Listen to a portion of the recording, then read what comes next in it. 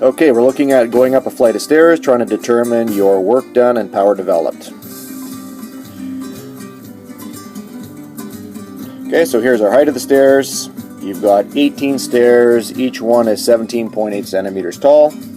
Have to make sure that they're in meters. Overall height that you need to be going up will be 3.204 meters. Now, if you're going to be going up a flight of stairs, gravity will be acting downwards. It will be the force of gravity, which is m times g. The minimum force you'll have to apply is the exact same magnitude of your gravity, or your weight, but in the opposite direction. So we're calculating Fg, 664.44 newtons. So you would have to apply an upward force, or an applied force, of 664.44 newtons.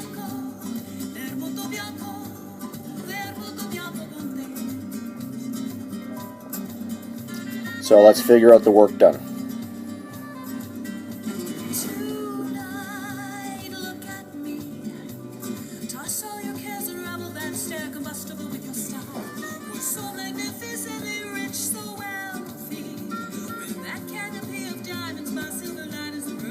Okay, work is force times displacement, or force times distance.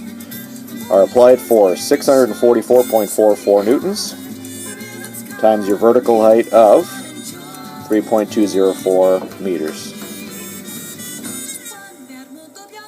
So, work done. In order to get to the top of this flight of stairs, 2,128.8 joules. Okay, now we need to turn that, or convert that, we need to put that into sig digs. So for sig digs,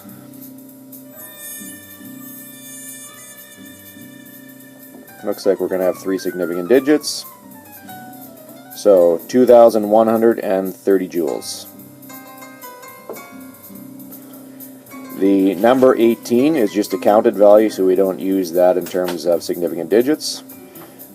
Now we need to figure out the power, and power is just simply how quickly you're doing your work.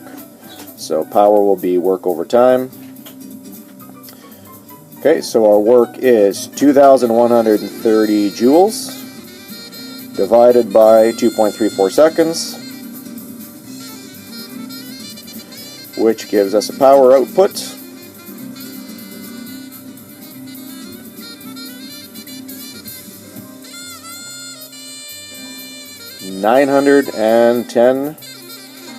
.25 watts, with significant digits 910 watts.